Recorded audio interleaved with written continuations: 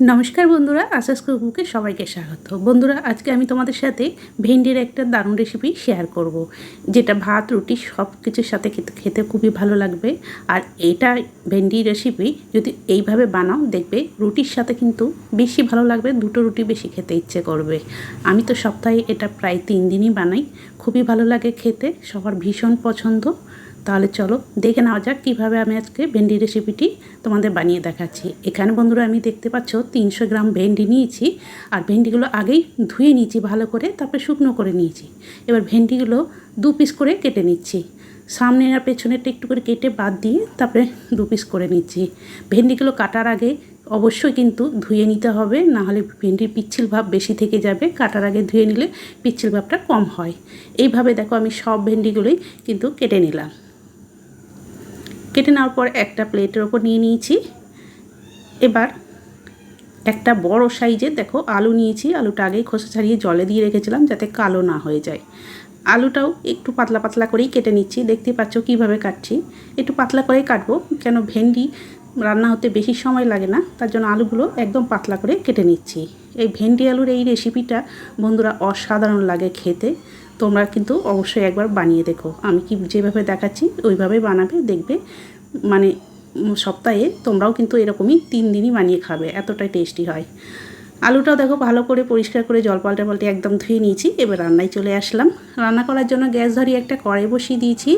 অল্প আগে প্রথমে সর্ষের তেল দিয়ে দিলাম। তেলটাকে ভালো করে গরম করে নেব। তেলটা দেখো গরম হয়ে এসেছে, আমি খুন্তি দিয়ে চারিপাশে ছড়িয়ে দিলাম। এবার ভেন্ডিগুলো তেলের মধ্যে দিয়ে দিলাম, তারপরে ওর মধ্যে অল্প একটু লবণ আর একটু সামান্য হলুদ গুঁড়ো দিয়ে হাই হিটে ভেন্ডিগুলো ভেজে নেব। ভেন্ডিগুলো হাই হিটে ভাজবে, তাহলে পিচ্ছিল ভাব একদমই থাকবে না।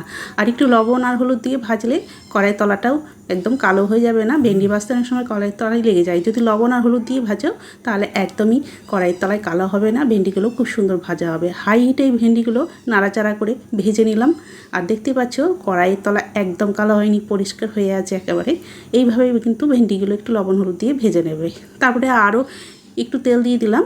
তেলটায় আবার একটু যেই গরম হয়ে যাবে, তারপরে এবার ওর মধ্যে আমি দিয়ে দিচ্ছি দেখো 1/2 চামচেরও কম একটু গোটা জিরে। গোটা জিরেটা দেওয়ার পর এবার কেটে রাখা আলুগুলো দিয়ে দিচ্ছি। আলুগুলো দেওয়ার পর মিডিয়াম হিটে আলুগুলো নাড়াচাড়া করে বেশ ভালো করে ভেজে নেব, যাতে আলুগুলো ভাজতে ভাজতে অর্ধেকই সেদ্ধ হয়ে যায়। এরকমভাবে আলুগুলোকে ভেজে নিতে হবে। তাই নাড়াচাড়া করে আলুগুলোকে ভেজে নেব। আলুগুলোর মধ্যেও অল্প একটু হলুদ দিয়ে দিলাম, দিয়ে এবার নাড়াচাড়া করে বেশ ভালো করে ভেজে নিচ্ছি। তবে বন্ধুরা, তোমরা যারা এই ভিডিওটা দেখছো, যদি কেউ এখনও পর্যন্ত লাইক না দিয়ে থাকো, অবশ্যই লাইক দিয়ে ভিডিওটা পুরোটা দেখার অনুরোধ রইল। আর যদি কেউ নতুন বন্ধু হয়ে থাকো, অবশ্যই চ্যানেলটিকে সাবস্ক্রাইব করে আমার পাশে থেকো। আর ভালো লেগে থাকলে আজকের রেসিপিটি অবশ্যই বন্ধু ফ্যামিলির সাথে বেশি বেশি করে শেয়ার করে দেওয়ারও অনুরোধ রইল। দেখো এইভাবে নাড়াচাড়া করে ভেন্ডিগুলো না, আলুগুলো খুব ভালো করে ভেজে নিতে হবে। আর আলুগুলো দেখো ভাজতে ভাজতেই অর্ধেক কিন্তু সেদ্ধ হয়ে গেছে। এবার ওর মধ্যেই দিয়ে দিলাম 1/2 চামচ ধনে গুঁড়ো, 1/2 চামচ দিলাম জিরে গুঁড়ো, আর অল্প একটু দিয়ে দিচ্ছি কাশ্মীরি লঙ্কার গুঁড়ো, আর 1/2 চামচ দিয়ে দিলাম আদা বাটা। আর ঝালের জন্য এবার কয়েকটা কাঁচা লঙ্কা কুচি দিয়ে দিলাম, ছোটো ছোটো কুচি কুচি করে একদম কেটে নিয়েছি।